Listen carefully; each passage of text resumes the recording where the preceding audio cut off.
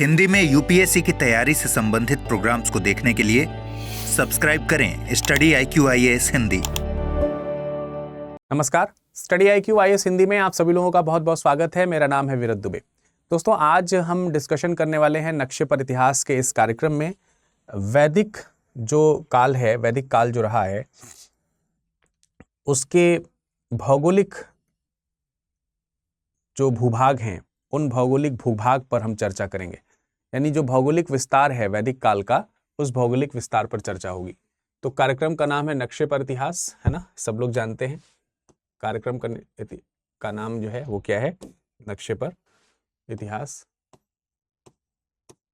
नक्शे पर इतिहास।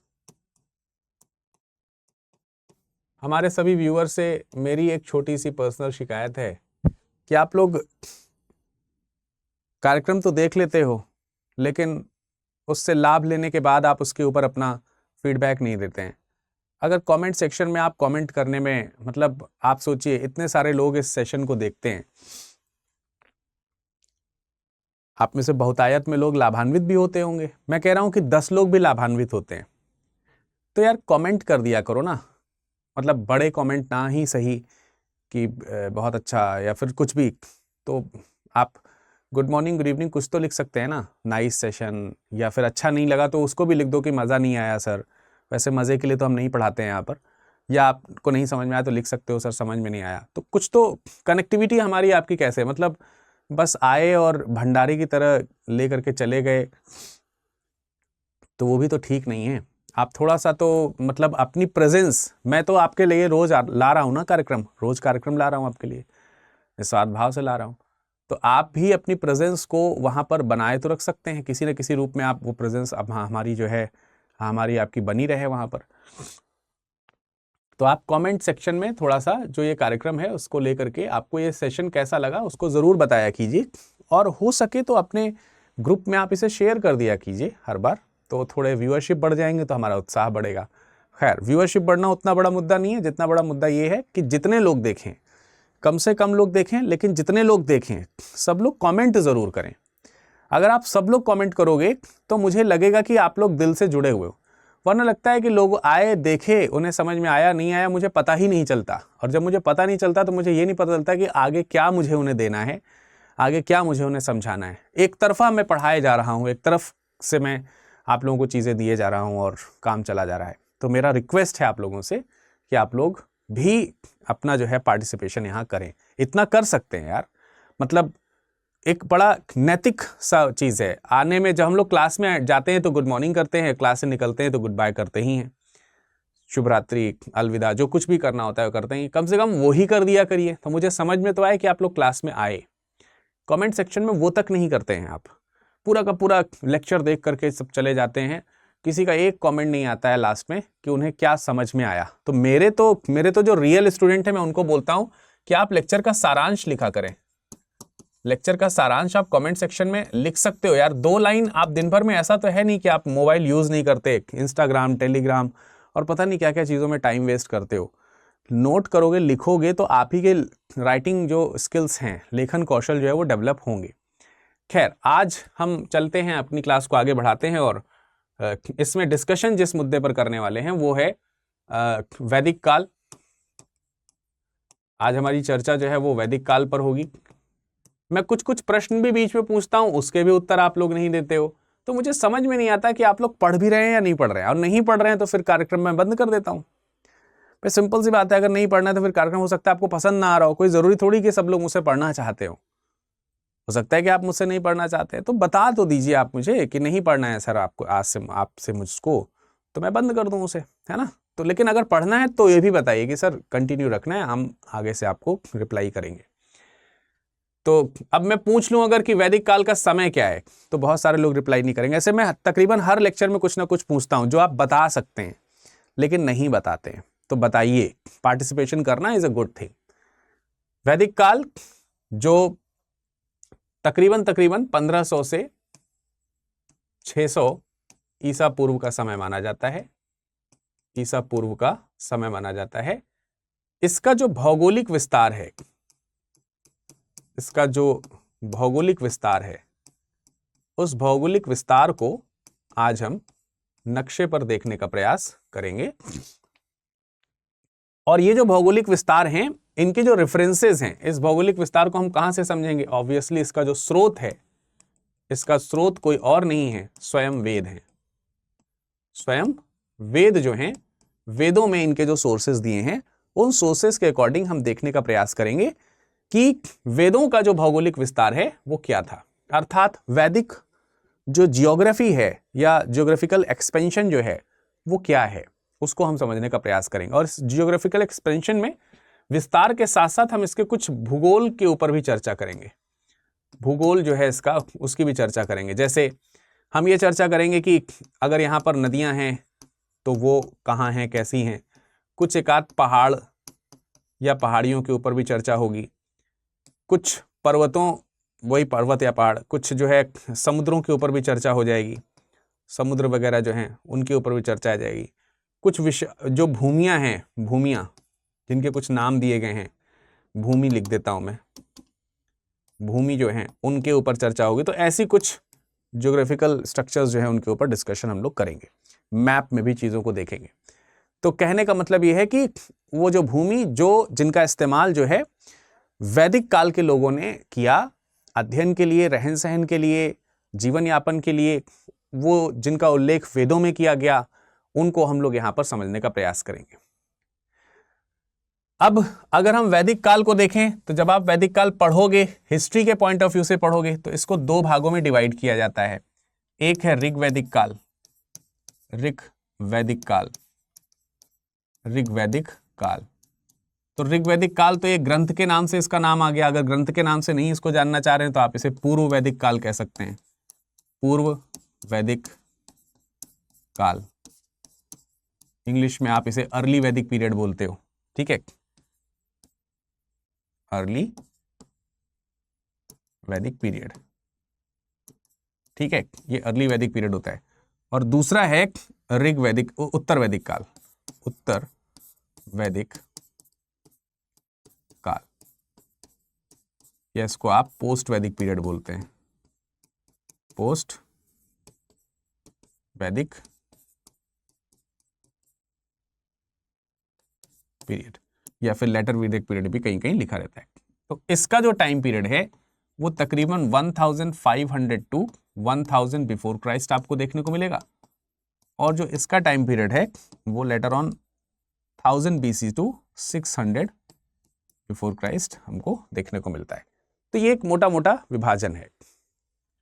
तो हम लोग अगर थोड़ा पहले ऋग्वैदिक भूगोल की तरफ चलें, यानी ऋग्वैदिक काल की तरफ अगर हम इसकी ज्योग्राफी की तरफ चलने का प्रयास करें, तो हमको सबसे पहले जिस चीज के बारे में जानकारी मिलती है तो उसमें पता चलता है कि वैदिक काल जो है ये आर्यों का काल है। पहली बात तो आर्यों का काल, क्योंकि वेद जो हैं वो आर्यों द्वारा रचित माने गए। और आर्यों का जो निवास है वो मूलतः सप्त सैंधव प्रदेश के आसपास कहीं देखा गया। भारत में आर्यों का निवास अगर देखेंगे तो भारत में निश्चित तौर पर उनका जो प्रदेश है, भारत में जो आर्य हैं, भारत भूमि में उनका जो आर्यों का जो निवास है वो आपको कहां देखने को मिलेगा? वो सप्त सैंधव प्रदेश में देखने को मिलेगा। सप्त सैंधव प्रदेश। तो जब हम सप्त सैंधव प्रदेश की बात करते हैं, सप्त सैंधव रीजन की बात करते हैं, सप्त सैंधव क्षेत्र की बात करते हैं, तो ये सप्त सैंधव क्षेत्र कहीं और नहीं बल्कि वेदों में इस्तेमाल है। इनफैक्ट ऋग्वेद में इस्तेमाल है। सप्त सैंधव क्षेत्र जो है वो आपका ऋग्वेद में प्रयुक्त किया गया है। ऐसा नहीं है कि ऋग्वेद में इसका प्रयोग नहीं है। ऋग्वेद में सप्त सैंधव शब्द का प्रयोग जो है वो देखने को मिलता है। सप्त अर्थात सात, सैंधव अर्थात सिंधु की। तो इसकी पहचान जो है सिंधु और उसके आसपास की जो 7 नदियां हैं उसके रूप में किया जाता है, उसके पर्याय के रूप में किया जाता है। कुछ लोग इसको किसी दूसरे रूप में मानते होंगे, लेकिन जनरली इसी रूप में किया जाता है। तो यहां से नक्शे की शुरुआत होगी, सप्त सैंधव रीजन से। आर्य कहां के मूल निवासी थे, इसको लेकर के मैंने पिछला जो एपिसोड था वो आप लोगों को करवाया था। आई होप कि आप लोगों को वो एपिसोड याद होगा। तो चलिए अब यहां से नक्शे का कार्यक्रम शुरू करते हैं, लेकिन उससे पहले एक महत्वपूर्ण सूचना दे देता हूं, वो ये है कि प्रतिज्ञा प्लस बैच 2027 और 2028 के लिए आपके लिए ओपन हो चुका है। तो 2028 या 27 में जिसमें भी आपको एनरोल कराना है आप करा सकते हैं। फाउंडेशन प्लस प्रतिज्ञा प्लस बैच है, फाउंडेशन का P2I बैच है, P2I बैच है। 2028 की खासियत यह है कि इसकी जो वैलिडिटी है, वैधता जो है, वैलिडिटी जो है ये 48 मंथ्स की है, 48 माह की है। तो आपके पास में पर्याप्त समय जो है, ठीक है, पर्याप्त जो समय है वो आपके पास में मिल जाता है, न सिर्फ पढ़ाई का बल्कि पढ़ी हुई चीजों के रिवीजन का भी।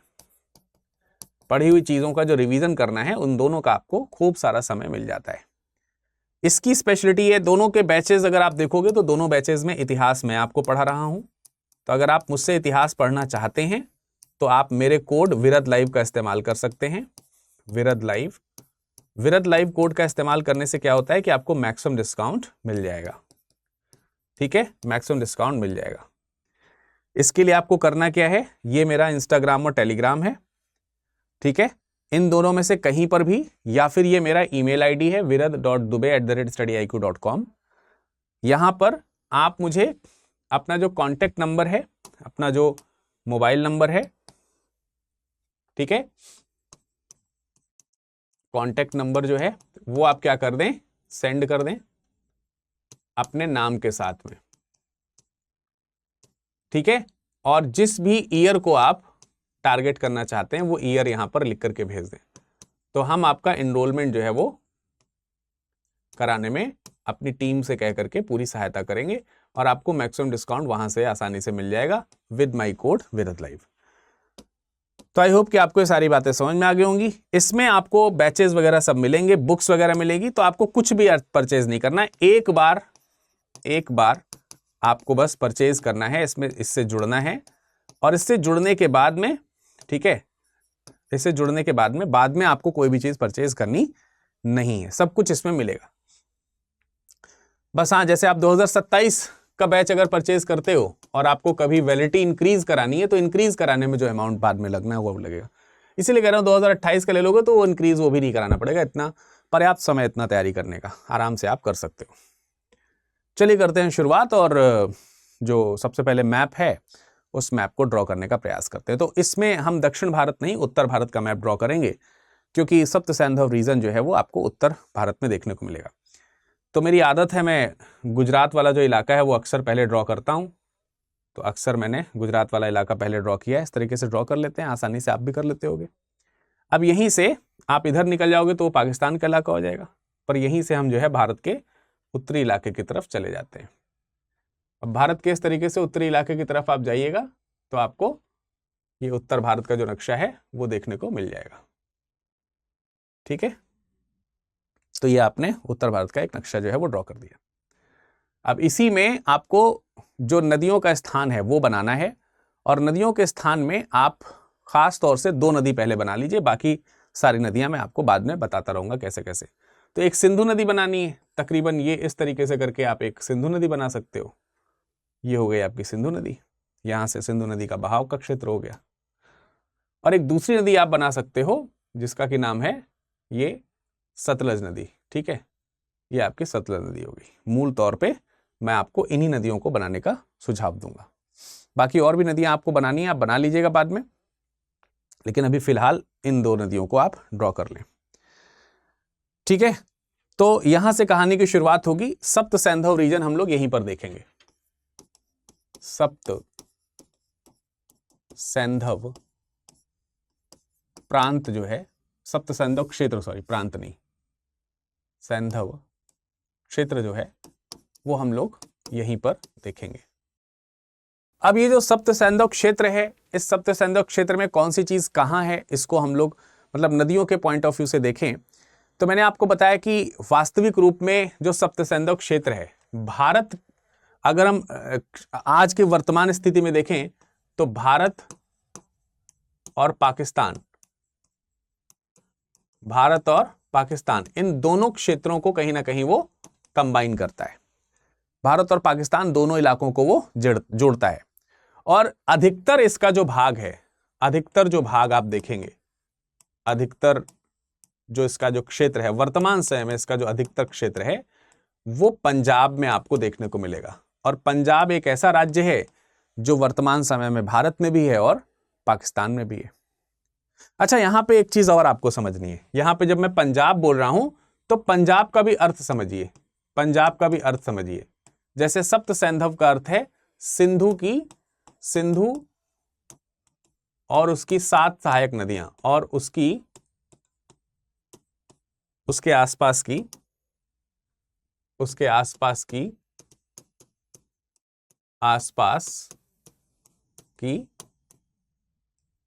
कुल 7 सहायक नदियां, सिंधु सहित, मतलब सिंधु को मिला करके, मतलब 6 अन्य नदियां होंगी तो मिला करके 7 नदियां होंगी। नदियां तो और भी हैं। उसी तरीके से पंजाब का जब आप अर्थ निकालोगे तो पंज और आब ऐसे अर्थ निकलेगा।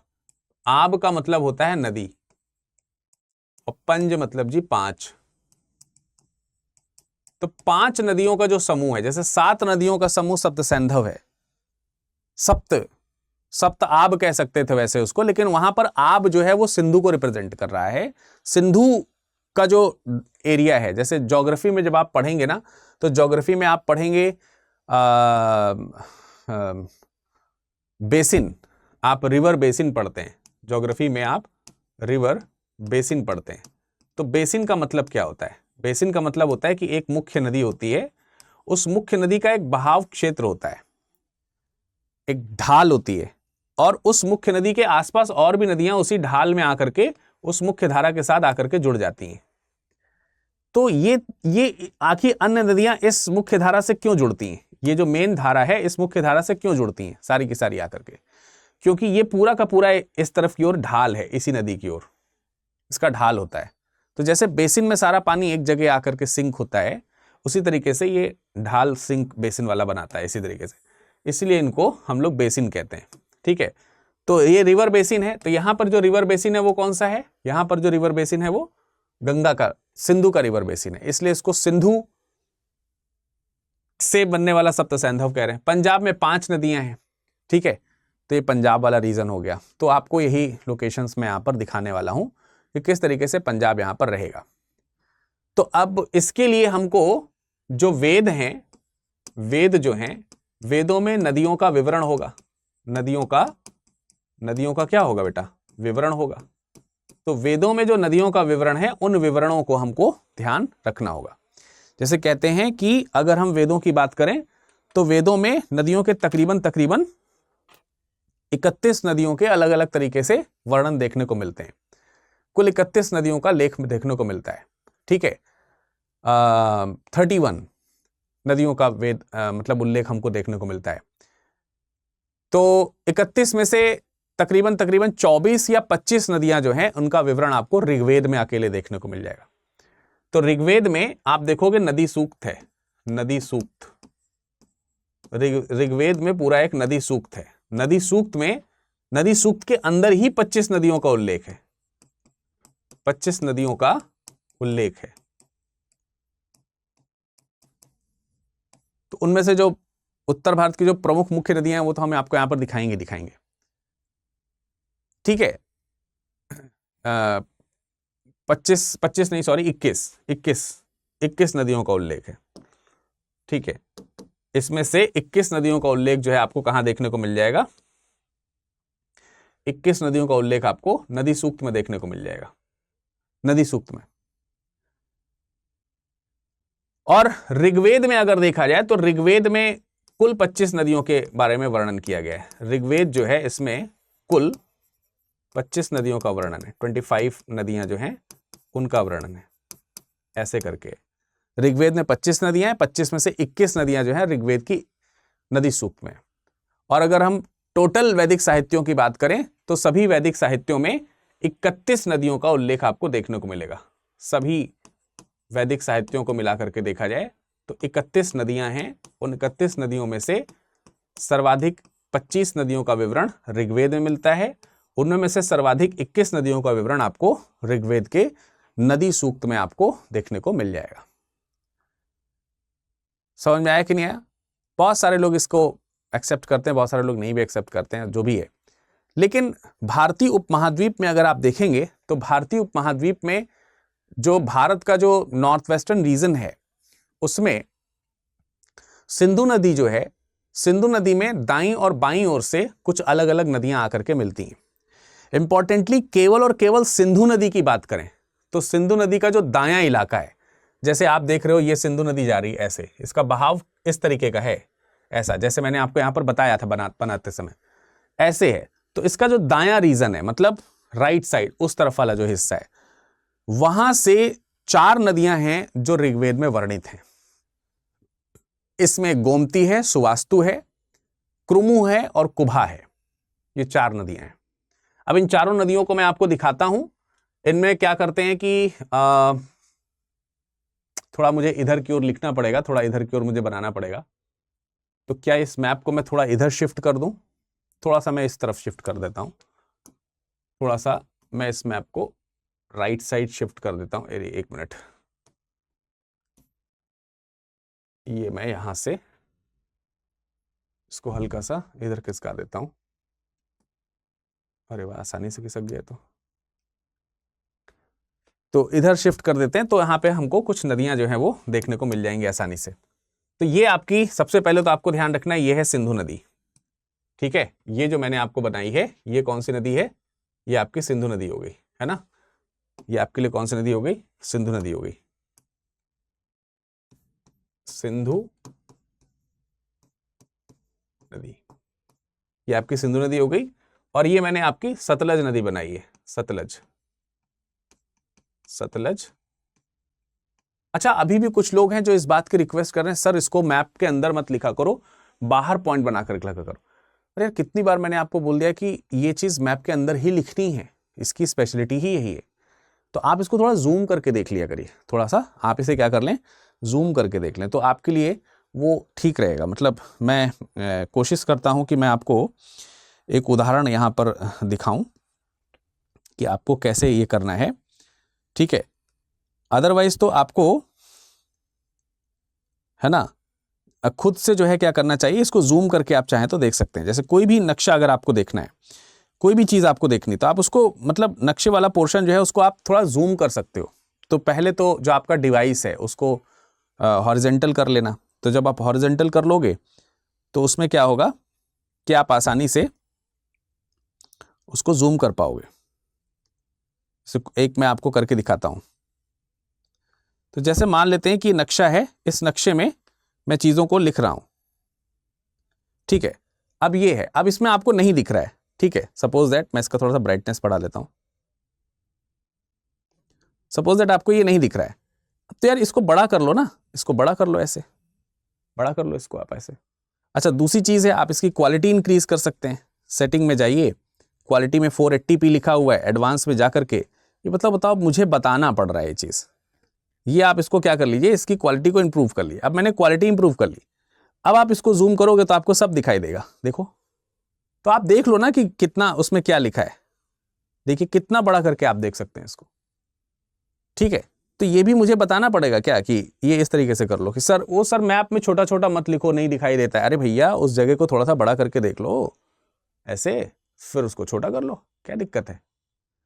ठीक है, बताइए, ये भी मुझे यहाँ पर डेमो देना पड़ेगा, इसका डेमोन्स्ट्रेशन भी मुझे यहाँ पर करना पड़ गया, वो आपकी वजह से। तो भैया इसको भी यहाँ पर ऐसे जूम करके देख लेना, अगर नहीं दिखाई दे रहा है तो देख लेना कि यहाँ पर क्या लिखा है। मतलब आदमी चाहता है ना थाली में परोस दे, तो मैं थाली में परोस भी रहा हूँ, लेकिन आदमी चाहता है थाली में परोसिए नहीं सर, स्पून फीडिंग करा दीजिए, चम्मच से लेकर के मुंह में पिला दीजिए।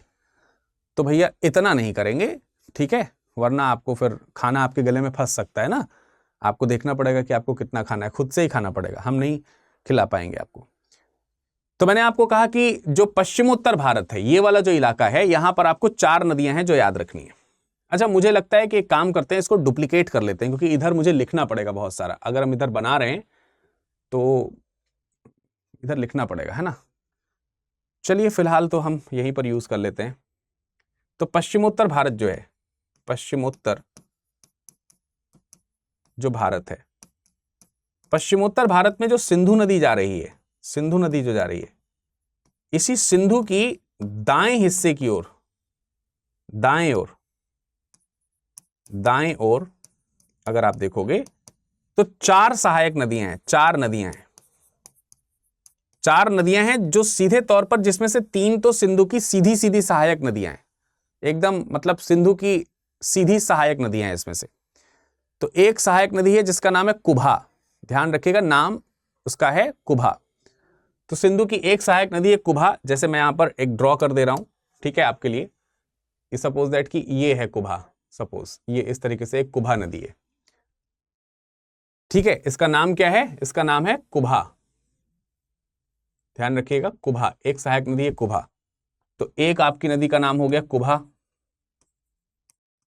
अब इसी कुभा की एक सहायक नदी है, इसी कुभा की एक सहायक नदी है जिसका नाम है सुवास्तु, सुवास्तु। इसी कुभा की एक सहायक नदी है जो जिसका नाम है सुवास्तु, जो कुभा की सहायक नदी है। तो कुभा इस तरीके से आ रही है, ऐसे आ रही है। तो इसका जो बायां इस तरफ लेफ्ट वाला जो पोर्शन है, नीचे की ओर दायां पोर्शन है, ऊपर की ओर बायां पोर्शन है, बाईं ओर से इसकी एक सहायक नदी आती है जिसका नाम है सुवास्तु, जो कि लगभग पैरेलल है सिंधु नदी के, ऐसे। तो ये है सुवास्तु, ठीक है। ये आपकी कौन सी नदी है? सुवास्तु नदी है। तो इधर कुभा हो गया, इधर सुवास्तु नदी हो गई। 2 नदियां ये हो गई जिनका वर्णन आपको यहां पर देखने को मिलता है। और एक है क्रुमु। तो जैसे आपको कुभा दिख रहा है, इसी तरीके से क्रुभा जो है वो आपको ऐसे दिखाई देती है। इसी क्रुभा के पास से ही एक नदी बहती है क्रुमु, क्रुम, क्रुम, ऐसे करके ये क्रुम नदी हो गई।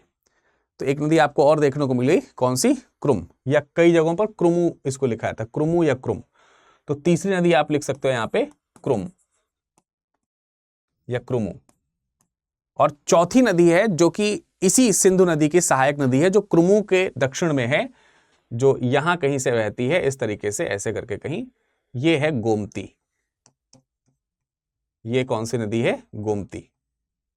अब गोमती को लेकर के कंफ्यूजन हो रहा होगा आपको, कह रहे सर गोमती तो लखनऊ में बहती है, गंगा की तरफ की सहायक नदी है इस तरफ। हाँ बिल्कुल सही बात है, इधर भी एक गोमती नदी बहती है जो गंगा की सहायक नदी के तौर पर देख सकते हैं आप, लेकिन गोमती यहां पर भी है। तो ये जो 4 नदियां हैं इस तरीके की, जो आपने 4 नदियां देखी, ये जो 4 नदी है, ये जो 4 नदी हैं, ये आपको अलग अलग इलाकों में देखने को मिलेंगी, अलग अलग लोकेशंस में देखने को मिलेंगी। जैसे ये वाला जो इलाका है, सुवास्तु वाला जो इलाका है, इस सुवास्तु वाले इलाके को आप, सुवास्तु वाला जो इलाका है जहां से सुवास्तु नदी निकल बह रही है, वो क्या नाम है, स्वात वैली आप लोगों ने सुना होगा, स्वात घाटी सुना होगा। तो ये स्वात से बहती है, स्वात से, तो आप इसे स्वात लिख सकते हो, स्वात घाटी। इसी तरीके से जो कुंभा है, कुंभा एकदम, या कुभा, सॉरी कुंभा नहीं, कुभा एकदम पश्चिम से निकलती है, तकरीबन तकरीबन अफगानिस्तान तक जाती है ये।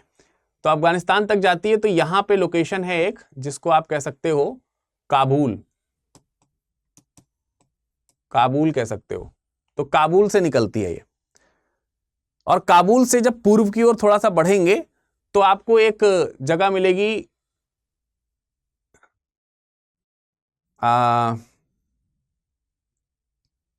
कुर्रम, कुर्रम करके एक ये है, घाटी भी है, दर्रा भी है। तो कुर्रम दर्रा आपको यहां पर मिलेगा। तो कुर्रम के पास से आपको ये प्लेस आपको कुर्रम का देखने को मिलेगा, जो क्रुमु के लिए है, क्रुमु, कुर्रम।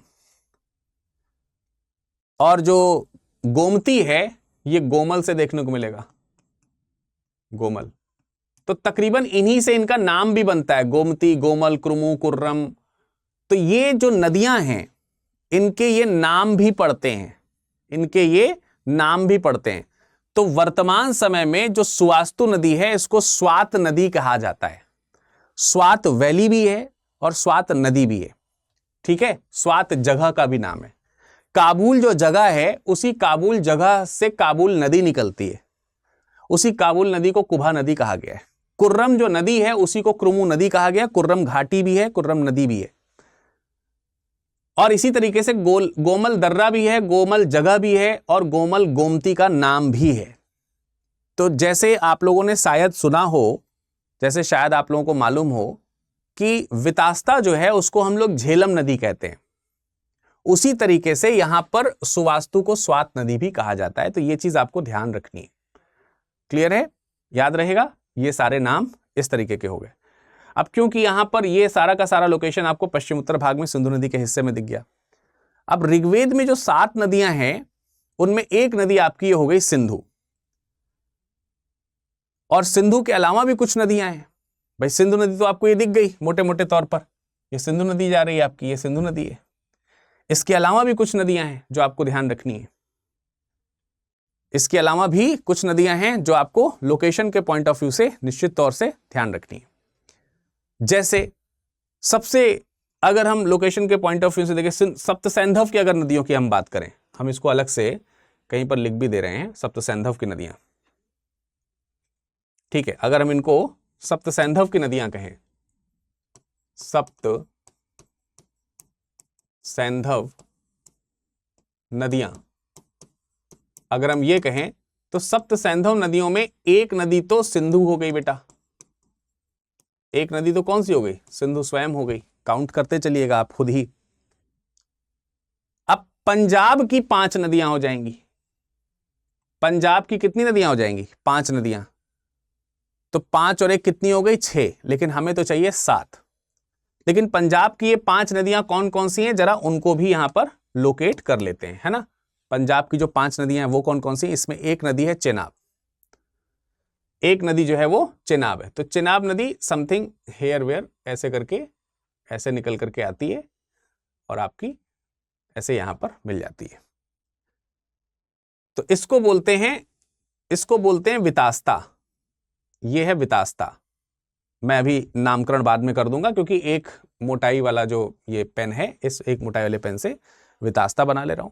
वितास्ता के थोड़ा नीचे से और थोड़ा पूर्व की दिशा से अश्किनी नदी निकल के जाती है। तो ये जो पूर्वी हिस्सा है, आप चाहें तो यहां से बना सकते हैं ऐसे करके, ठीक है। इस तरीके से अश्किनी नदी निकल करके जाती है। तो ये अश्किनी है। ये थोड़ा ज्यादा नीचे, आप इसको अश्किनी को ऐसे करके बना सकते हो। ये अश्किनी नदी हो गई। अश्किनी के दक्षिण से अगर आप देखोगे तो पौरुषमणि नदी निकलेगी, जो कि इसके अंडर में ही रहती है। ऐसे पौरुषमणि नदी निकलती है। पौरुषमणि नदी के नीचे से देखोगे तो आपको व्यास नदी देखने को मिलेगी, और व्यास के दक्षिण से देखोगे तो यह सतलज नदी जा रही है। तो अब मैं अगर यहां पर नामकरण करना चाहूं तो नामकरण आपके लिए कर सकता हूं।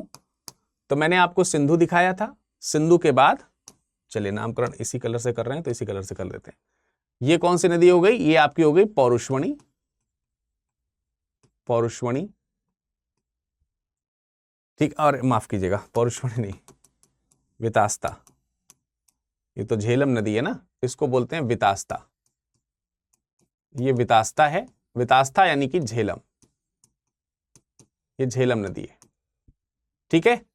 तो ये हो गई एक झेलम। झेलम के नीचे जो नदी है उसका नाम है अस्किनी। ये वाली नदी हो गई आपकी अस्किनी। अस्किनी, जिसको आप चिनाब नदी बोलते हैं। चिनाब नदी, चिनाब नदी का ही किनारा है वो, जिसको लेकर के कभी पंजाब में लोगों ने क्रांति की थी, जहां पे अंग्रेजों ने बहुत सारे टैक्सेस बढ़ा दिए थे, वाटर टैक्सेस बढ़ा दिए थे। फिर वो क्रांति आगे बढ़ती है लाला लाजपत राय की लीडरशिप में।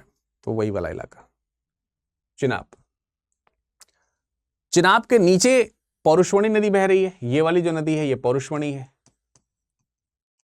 पौरुषमणि नदी, जिसको आप रावी नदी कहते हैं, ये रावी नदी का इलाका हो गया। और रावी नदी के नीचे छोटी सी जो नदी बह रही है ये है बिपाशा। बिपाशा छोटी सी नदी है, जिसको हम लोग ब्यास नदी के नाम से जानते हैं या व्यास नदी के नाम से जानते हैं। तो ये बिपाशा या विपाश ऐसे करके नाम है। तो अब अगर हम यहां पर देखें तो 5 नाम कौन से आपको मिल गए? तो एक तो सिंधु हो गया, दूसरा हो गया वितास्ता, वितास्ता यानी कि झेलम, आज के समय की जो नदी है। तीसरी हो गई अस्किनी, अस्किनी यानी कि चिनाब नदी हो गई या चेनाब। पौरुषवणी हो गई, पौरुषवणी यानी कि रावी हो गई है। और विपाशा, विपाशा यानी कि ब्यास। और शतुद्री, ये सतलज नदी जो है इसका भी एक नाम आप लिख लें, यहां लिख दे रहा हूं, सतलज, शतुद्री, शतुद्री बोला जाता था इसको, सतलज को। जो सतलज नदी लिखी हुई है, इस सतलज नदी को यहां पर शतुद्री नाम दिया जाता था पहले, शतुद्री। तो ऐसे करके आपको 6 नाम तो इस तरीके के मिल गए। लेकिन क्योंकि सप्त सैंधव तो सप्त है ना, तो 7वीं नदी कौन सी रही होगी? कहते हैं 7वीं नदी जो है वो संभवतः सरस्वती थी। अब आप इंडस वैली सिविलाइजेशन जब पढ़ते हैं तो जो सभ्यता का नाम पढ़ते हैं वो क्या है? इंडस वैली सिविलाइजेशन में जिस सभ्यता का नाम आप पढ़ते हैं उसका नाम आप पढ़ते हो सिंधु सरस्वती सभ्यता, अगर मैं गलत नहीं हूं तो पढ़ते हैं। तो सिंधु तो ये हो गया, सरस्वती नदी यहां कहीं बीच से निकल करके जाती है जो कि अब लुप्त हो गई है। तो शायद यहां कहीं पे सरस्वती नदी रही होगी, तो मैं रेड कलर से ही बना देता हूं जो कि अब गायब हो गई है। सपोज दैट यहां कहीं पे सरस्वती नदी रही होगी, ये सरस्वती जो कि अब लुप्त हो गई है, लुप्त हो गई है। ठीक है, तो अगली जो नदी आपको मिल जाती है वो कौन सी मिल जाती है? सरस्वती। तो सरस्वती को सरस्वती ही कहा गया है, सिंधु को सिंधु ही कहा गया है। इस तरीके से 2 नदियां ये हो गई, 5 नदियां ये हो गई। इस तरीके से ये सप्त सैंधव रीजन हमारा बन जाता है। तो सप्त सैंधव रीजन आप देखोगे, क्षेत्र अगर आप देखोगे तो ये पूरा क्षेत्र बन रहा है सप्त सैंधव। समझ में आ रहा बात? ये पूरा का पूरा जो क्षेत्र है ये सप्त सैंधव क्षेत्र बन रहा है। और यही क्षेत्र इंडस वैली सिविलाइजेशन का था, इसीलिए इंडस वैली सिविलाइजेशन के क्षेत्र को सप्त सैंधव मतलब क्या नाम है, सिंधु सरस्वती सभ्यता का क्षेत्र जो है वो कहा जाता है। इसको सिंधु सरस्वती सभ्यता का क्षेत्र इसीलिए कहते हैं। ठीक है, अगर आप देखोगे तो ऋग्वेद में जो है अगर आप देखेंगे तो सप्त सैंधव जो नाम है वो बार बार प्रयोग किया जाता है। सिंधु नदी का बार बार प्रयोग किया गया, बहुत बार प्रयोग किया गया है ना। सिंधु नदी का बहुत बार यहां पर प्रयोग आपको देखने को मिलता है। कहते हैं कि सरस्वती नदी जो हो रही होगी, सरस्वती नदी जो है वो आर्यों की एक बहुत ही पवित्र नदी रही होगी। ऋग्वेद में सरस्वती नदी का जिक्र किया गया है, बड़ा महात्म्य है, बहुत ही प्रशंसित नदी के तौर पर उसको माना गया है। कुछ लोग कहते हैं कि यहां पर एक दृशदवती नदी भी थी, यहां पर एक दृशदवती नदी का भी उल्लेख देखने को मिलता है। और कहते हैं कि ये दृशदवती और सरस्वती ये दोनों नदियां राजस्थान की किसी मरुभूमि में रही होंगी, लेकिन क्योंकि अब वो मरुभूमि में कन्वर्ट हो गया तो वो जगह जो है वो नदी का जो जगह है वो खाली हो गया, सूख गया। बाद में जब कुछ और वैदिक टेक्स्ट्स आने शुरू होते हैं तो उसमें अगर आप देखोगे तो गंगा, और जैसे ऋग्वेद में भी अगर आप देखोगे तो गंगा और यमुना का उल्लेख आपको देखने को मिलेगा। ऋग्वेद में आपको गंगा और यमुना का उल्लेख देखने को मिलता है। अब अगर आप गंगा और यमुना का उल्लेख देखोगे तो बहुत ज्यादा नहीं है, बट है, बहुत ज्यादा उल्लेख नहीं है, लेकिन गंगा और यमुना का उल्लेख हमको देखने को मिलेगा। तो सपोज दैट अगर हम गंगा और यमुना को बनाने का प्रयास करें तो यहां कहीं से ये हमारी, इस जगह से कहीं से ये हमारी जो है वो गंगा नदी ऐसे बह चलेगी, और यहां कहीं से हमारी जो है वो यमुना नदी ऐसे बह चलेगी। तो गंगा और यमुना, गंगा यमुना, इनका भी उल्लेख हमको देखने को मिलता है। ठीक है, गंगा और यमुना का भी ऋग्वेद में हमको उल्लेख जो है वो देखने को मिलता है। यानी ऋग्वेद जो टेक्स्ट है उसमें गंगा यमुना का उल्लेख हमको देखने को मिल जाता है। कहते हैं कि ऋग्वेद में 1 बार जो है गंगा का उल्लेख है और 3 बार जो है वो यमुना का उल्लेख हमको देखने को मिलता है। कश्मीर में कहीं मरुद्वृद्धा नाम की कोई नदी रही होगी, तो मरुद्वृद्धा नाम की नदी का उल्लेख आपको कश्मीर में कहीं देखने को मिलता है। एग्जैक्टली उसका लोकेशन के बारे में नहीं पता है तो मैं उसको ड्रॉ नहीं कर रहा हूं।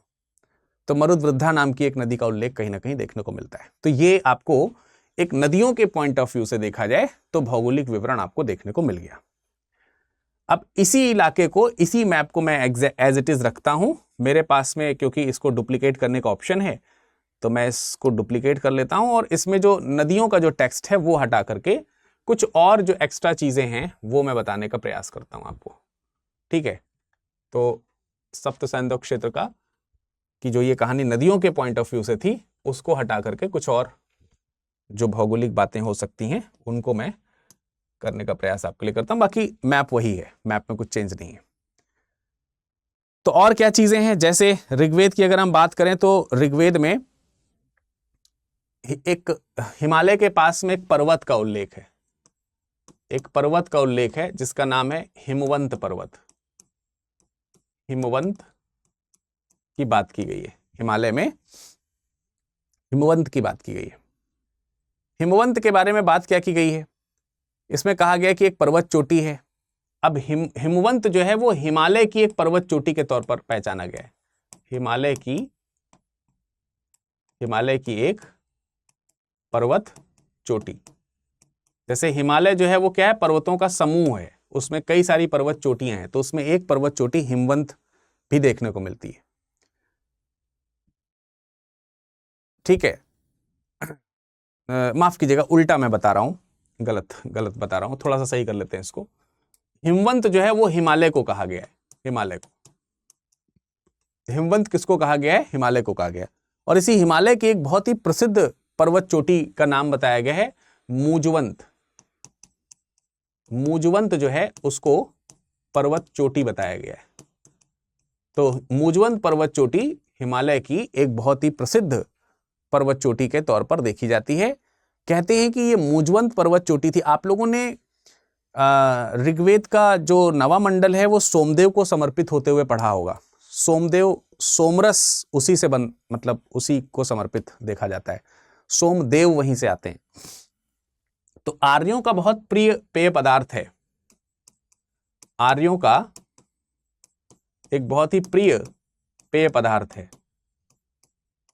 है जिसका नाम है सोम रस। तो ये सोमरस जो है मूजवंत पर्वत की चोटियों से मिलता था, ऐसा कहा जाता है, वहां से प्राप्त होता है। इसके अलावा अगर आप देखेंगे तो यही जो इलाका है, इसी इलाके में अगर आप देखोगे जो तराई एरिया हैं, इन्हीं इलाकों का जो तराई एरिया यानी हिमालय की जो तराई रीजन है और तराई रीजन का जो पूर्वी हिस्सा है जिसमें गंगा और यमुना के प्लेसेस आने शुरू होते हैं, इन्हीं गंगा और यमुना का जो दोआब रीजन है, ठीक है, ये दोआब क्षेत्र हो गया, ये क्या हो गया, दोआब क्षेत्र हो गया। कहते हैं इन्हीं दोआब रीजन में कुछ जनजातियां निवास करती थी। तो आप लोग जब ऋग्वेद पढ़ोगे तो उसमें दसराग्य युद्ध का वर्णन आपको देखने को मिलेगा। तो उस दसराग युद्ध में 5 जनजातियां हैं, अज, शिग्रु, यक्षु, क्रिव्यू, ऐसे करके क्रिवी ऐसे करके कुछ जनजातियां हैं, उनका आपस में युद्ध आपको देखने को मिलता है। तो दसराग युद्ध का वर्णन देखने को मिलता है, तो वो यहीं की निवास करने वाले लोग हैं। तो इसका मतलब यह हुआ कि ऋग्वेद काल में जैसे जैसे ऋग्वेद काल का समय आगे की ओर बढ़ता चला गया तो ऋग्वेद काल में आर्यों का निवास स्थान पूर्व की तरफ, अगर इस दोआब रीजन तक बढ़ गए हैं तो इसका मतलब पूर्व की तरफ वो आ गए होंगे। ये एक चीज हमको देखने को मिलता है।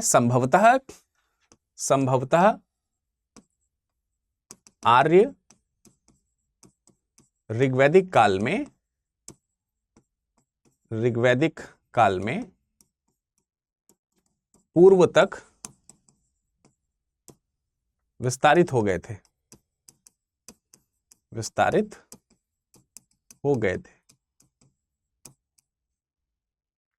उत्तर वैदिक काल में शायद और ज्यादा पूर्व में विस्तारित हो गए होंगे। और ज्यादा पूर्व में विस्तारित हो गए होंगे। अब पर्वतों के बाद अगर हम समुद्र की बात करें कि क्या आर्यों का परिचय जो है वो समुद्र से था, तो इसको लेकर के भी मतभेद हमको देखने को मिलता है। जैसे मैक्स मुलर कहते हैं कि आर्य शायद वास्तविक रूप से समुद्र से परिचित थे, लेकिन भारतीय इतिहासकार आर.एस. शर्मा जो है, रामशरण शर्मा, कीथ, उनका कहना है कि आर्य वास्तविक समुद्र से अपरिचित थे। ऋग्वेद में जो विशाल जलराशि शब्द जैसे शब्दों का इस्तेमाल किया गया है ऋग्वेद में, तो उसको समुद्र से नहीं जोड़ा जा सकता है, वास्तविक समुद्र से उसको नहीं जोड़ा जा सकता, ऐसा माना गया है। ठीक है, तो ये ऋग्वैदिक काल में है। तो शायद कुछ लोगों का मानना है कि शायद समुद्र से परिचित थे, शायद परिचित थे, और शायद परिचित नहीं थे। परिचित थे के पक्ष में मैक्स मुलर है, और परिचित नहीं थे के पक्ष में आर.एस. शर्मा है। आर.एस. शर्मा और कीथ, इनका कहना है कि ये परिचित नहीं थे। अब यहीं से अगर हम थोड़ा सा उत्तर वैदिक काल में चले, उत्तर वैदिक काल, अच्छा इसमें मैंने ये वाला लोकेशन तो बताया ही नहीं। जैसे हिमवंत पर्वत की अगर हम बात कर लें, तो हिमवंत पर्वत में इधर वाला जो ये इलाका है, जो ये पर्वतीय भाग जो आपको देखने को मिलेगा,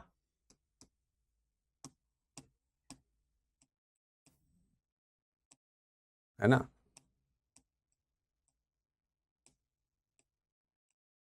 पर्वतीय भाग जो आपको देखने को मिलेगा, ये वाला लोकेशन, इधर सारे पर्वत है ना, हिमालय पर्वत है यहाँ पे पूरा ये पर्वत श्रृंखला है।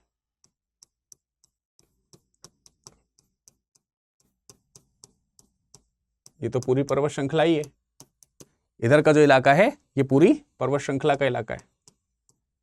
ये नेपाल की तरफ भी चला जाता है पूरा। ये पूरा पहाड़ी इलाका है, इसमें कोई दो राय नहीं है। ठीक है,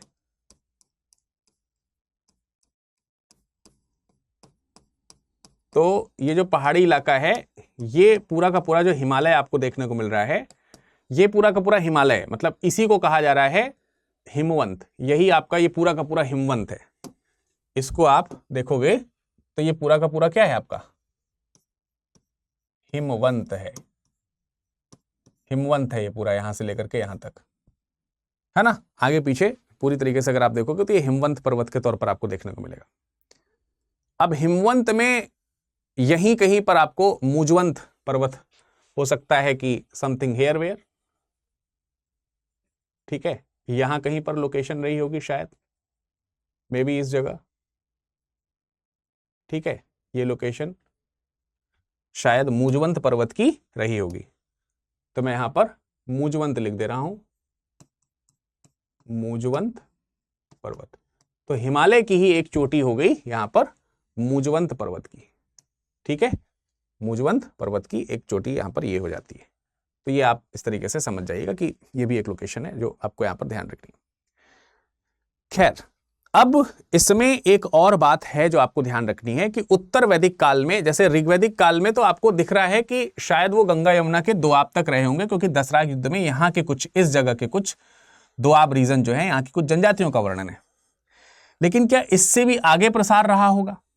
इससे भी आगे क्या वैदिक काल के लोग, आर्यंस जो है, उनका विस्तार हुआ होगा? तो इस मामले में उत्तर जो वैदिक काल है, उत्तर वैदिक काल है, उसमें एक कथा का वर्णन है। शतपथ ब्राह्मण में वो कथा है, शतपथ ब्राह्मण।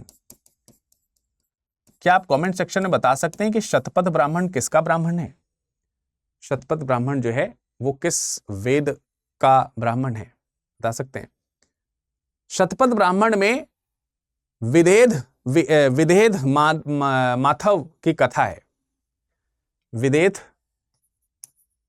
विदेह माधव कहीं कहीं लिखा रहता है, माथव या माधव ऐसे करके लिखा रहता है, या कहीं कहीं विदेध भी लिखा रहता है।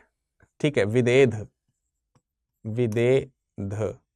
तो विदेह माधव या विदेह माधव की कथा है।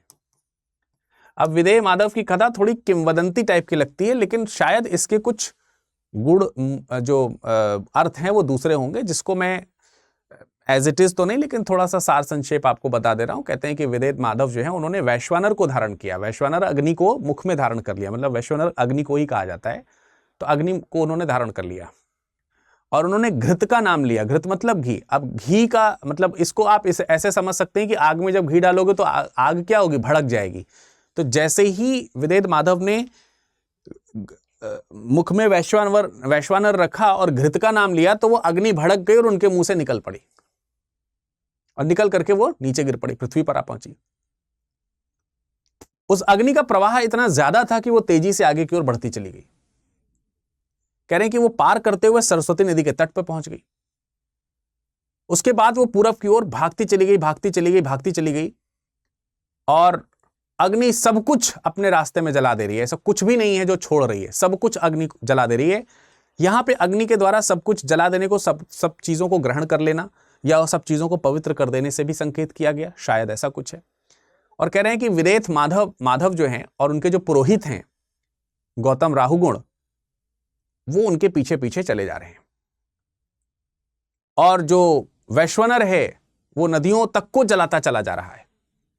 लेकिन ये वैश्वानर जैसे जैसे पूर्व की ओर चला जा रहा है, सारी नदियों को जलाता हुआ, सारे स्थानों को जलाता हुआ, लेकिन जब ये पूर्व में सदानीरा के पास पहुंचता है, जब ये पूर्व में सदानीरा के पास पहुंचता है, गंडक के पास पहुंचता है, तो गंडक को यानी सदानीरा को ये नहीं जला पाता, इसीलिए इसको सदानीरा कहा गया। सदानीरा, गंडक, ये गंडक को नहीं जला पाया, यानी ये जो वैश्वानर है ये गंडक को नहीं जला पाए। और कहा गया कि ये भी उत्तरगिरी यानी हिमालय से बहने वाली नदी है जो कि अग्नि के द्वारा दग्ध यानी कि दाह योग्य नहीं रही, अर्थात वो जलाई नहीं जा सकी। और इस तरीके से जो भी ये पुरोहित इत्यादि थे वो पीछा करते करते उसी सदानीरा तक रुक गए। तो कहानी कही जाती है कि उस समय प्राचीन समय में जो ब्राह्मण होते थे वो सदानीरा को पार करके पूर्व की ओर नहीं जाते थे, अब तो जाते हैं। खैर, तो मर्यादा बन गई थी कि सदानीरा तक ही जाना है। फिर विदेह माधव ने अग्नि से कहा कि अब मैं क्या करूं? तो अग्नि ने कहा कि तुम इस नदी के पूर्व की ओर जाओ। नदी के पूर्व की ओर मतलब जो सदानीरा जो गंडक नदी बह रही है, कह रहे हैं कि इसके पूर्व की तरफ चले जाओ। तो इसके पूर्व की तरफ जब आप जाओगे, गंडक नदी के पूर्व की तरफ जाओगे, तो आपको कौशल और विदेह राज्य मिलेगा। कौशल और विदेह राज्य मिलेगा। तो ये वही विदेह के राज्य में जाकर के बसे। तो यहां से कौशलपुर राज्य की कहानी शुरू होती हुई दिखाई देती है। तो शायद मैंने ज्यादा पूर्व की तरफ बना दिया, इसको आप अंदर की तरफ भी कर सकते हो। तो इसका मतलब यह हुआ कि अगर हम उत्तर वैदिक काल में शतपथ ब्राह्मण की इस कहानी को सत्य माने तो इनका जो विस्तार है पूर्व में गंडक नदी तक है, गंडक नदी तक हो गया, सदानीरा नदी तक हो गया, जो कि गंगा यमुना के दोआब से तो आगे ही है। तो कौशल, तो अगर आप देखोगे तो अगर आप वैदिक काल के साहित्यों में अगर आप देखोगे तो आपको बाद में बहुत सारे इस तरीके के पूर्व गंगा घाटी के पूर्व के जो इलाके हैं उसके प्रदेश आपको देखने को मिलेंगे, जैसे कुरु और पांचाल प्रदेश, विदेह, कौशल, काशी, मगध, अंग, ये सारे इलाके आपको देखने को मिलते हैं। ठीक है। शतपथ ब्राह्मण जो है, उस शतपथ ब्राह्मण में इस तरीके से आपको ये पता चला कि गंडक नदी का उल्लेख जो है वो शतपथ ब्राह्मण में हो गया। ठीक है, शतपथ ब्राह्मण में गंडक नदी का उल्लेख हो गया। तो ये भी आपको एक चीज है जो क्लियर हो गई यहीं से। इसी तरीके से शतपथ ब्राह्मण में एक और नदी है जिसका नाम है रेवा। तो इसमें रेवा नदी का भी उल्लेख है, रेवा नदी का उल्लेख। तो रेवा नदी कौन सी नदी, जरा उसको भी देख लो। तो अक्सर आप लोग बनाते रहते हो रेवा नदी। दक्षिण में मैं आपको कहता हूं कि जो सतलज है तकरीबन इसके नीचे से आप, कलर चेंज करना होगा, सतलज है तकरीबन इसके नीचे से आप, और ये जो एंगल है इसके बराबर से तकरीबन आप ऐसे एक नदी लेकर के आते हो जो यहां पर गिराते हो। ये कौन सी नदी है? ये है रेवा नदी, ये है रेवा नदी अर्थात नर्मदा, माता नर्मदा। तो रेवा नदी का उल्लेख भी हमको यहां पर देखने को मिलता है, नर्मदा का भी उल्लेख देखने को मिलता है। तो इस तरीके से यहां से हमें पता चलता है कि उत्तर वैदिक आर्य जो थे वो पूर्व और पश्चिम के जो सागर हैं, पूर्व का सागर जो बंगाल की खाड़ी और जो पश्चिम का सागर अरब सागर है, इसको कहीं ना कहीं कनेक्ट करते थे, जोड़ते थे। इसको कहीं ना कहीं क्या करते थे, जोड़ते थे। तो अगर आप देखोगे तो उत्तर वैदिक कालीन जो ग्रंथ है उसमें भौगोलिक पृष्ठभूमि के ऊपर अगर हम देखें तो जो विंध्य प्रदेश है, विंध्य रीजन जो है, विंध्य प्रदेश जो है वो उत्तर वैदिक काल में उत्तर वैदिक काल में वैदिक काल की दक्षिणी सीमा माना गया है। अब विंध्य रेंज जो है वो आपको यहां पे कहीं पे देखने को मिल जाएंगी। जैसे मान लेते हैं कि इस जगह पर कहीं पर विंध्य रेंज हो जाएगी आपकी, ये विंध्य रेंज है। और नीचे भी मतलब अगर हम नर्मदा और ये जो लिखा हुआ है इसको अगर हम साउथ की तरफ लिखेंगे तो विंध्य रेंज बनाने में हमें आसानी थोड़ी हो जाएगी। अगर हम इसको यहाँ पे लिख दें तो हमें ये विंध्य रेंज यहाँ पर देखने को मिलती है। इस तरीके से काफी मतलब थोड़ा सा मैं मोटा भी बना दे रहा हूँ यहाँ पर, विंध्य रेंज, विंध्य पर्वत। तो विंध्य पर्वत जो है वो दक्षिण का आपको यहां पर एक पर्वत भी देखने को मिल रहा है। तो इसको भौगोलिक सीमा, दक्षिण की भौगोलिक सीमा माना जाता है।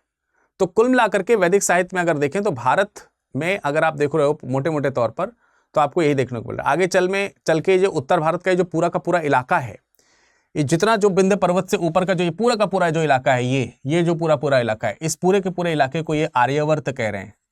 ये क्या कह रहे हैं, आर्यवर्त इलाका कह रहे हैं, जिसमें आर्य का निवास है। मनुस्मृति में इसको आर्यवर्त कहा गया है।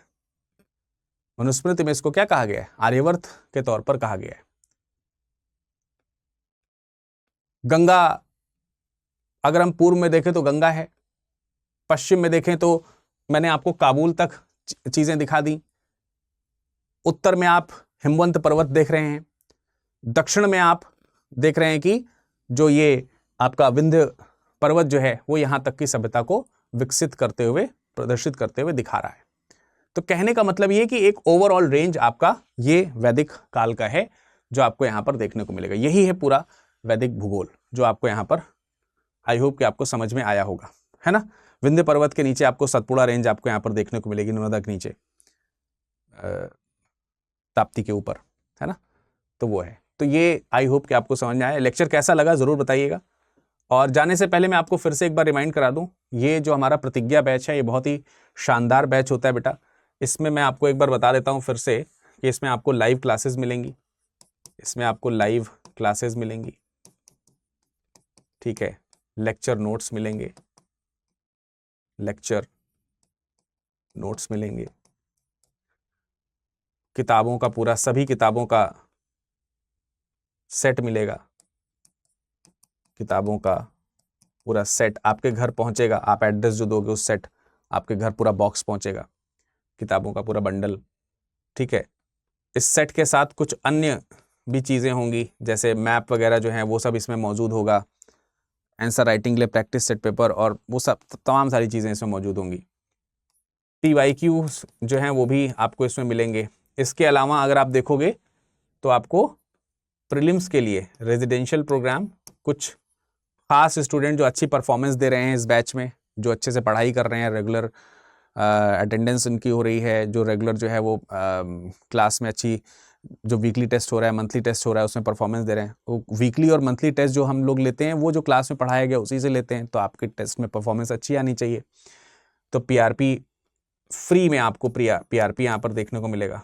और प्री अगर आप क्वालिफाई कर जाओगे, अगर आप प्री इस तरीके से क्वालिफाई कर गए कि आपको मेंस लिखने को मिल रहा है, मेंस के लिए अगर आप प्री क्वालिफाई कर गए तो आपका जो फी है वो आपका रिफंड कर दिया जाएगा, फीस आपकी वापस कर दी जाएगी जो भी है। जैसे अगर आप ये वाला बैच ले रहे हो तो आपका पूरा 20,999 वापस हो जाएगा, ये वाला बैच ले रहे हो तो 34,999 वापस हो जाएगा।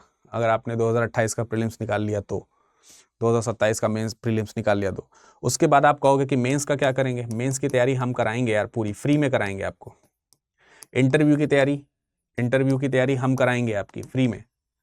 तो आप चाहते हो फ्री में तैयारी करना, बिल्कुल कर सकते हो। बस प्रीलिम्स तक अपना पैसा यहाँ पे लगा के रखो, उसके बाद आपको सारा पैसा वापस हो जाएगा दावे के साथ। क्या चाहिए और बताओ, क्या चाहिए? विरत लाइव कोड का इस्तेमाल करो, जिससे कि जब प्रीलिम्स क्वालिफाई हो जाए तो मुझे बता सको, तो मैं आपका फी जो है वो रिफंड करा सकूं। ठीक है, नीचे डिस्क्रिप्शन में लिंक दिया है, लिंक पे आपको क्लिक करना है, लिंक पे आप क्लिक करें और क्लिक करके आप जुड़ जाइए सीधा बैच के साथ। सबसे बेहतरीन तरीका मैं आपको बता दूं वो ये है कि आप मुझे यहाँ पर अपना नाम, कॉन्टेक्ट नंबर और इसके साथ क्या नाम है, जो भी बैच में आप एनरोलमेंट कराना चाहते हो उसके साथ यहाँ पर लिख करके मुझे भेज दो। मैं आपका एनरोलमेंट कराने में पूरी मदद कर दूंगा और आप मेरे साथ जुड़े भी रहेंगे इसी बहाने। ये जो पीडीएफ है, इस लेक्चर का पीडीएफ अगर आप पाना चाहते हैं तो पीडीएफ आपको हमारे इस टेलीग्राम से मिल जाएगा। टेलीग्राम को आप ये स्कैन कर लीजिए तो आपको टेलीग्राम से सीधे जुड़ जाओगे, और उसको स्कैन करने के बाद इसे भी स्कैन कर लेना, सोशल मीडिया में भी जुड़ जाओगे। ठीक है, जुड़ने के बाद आप मुझे कोई मैसेज भी ड्रॉप कर सकते हैं कि हाँ आप मुझसे जुड़ गए, जिससे कि मैं आपके मैसेज को एक्सेप्ट करके अपने साथ कनेक्ट हो सकूं, कर सकूं।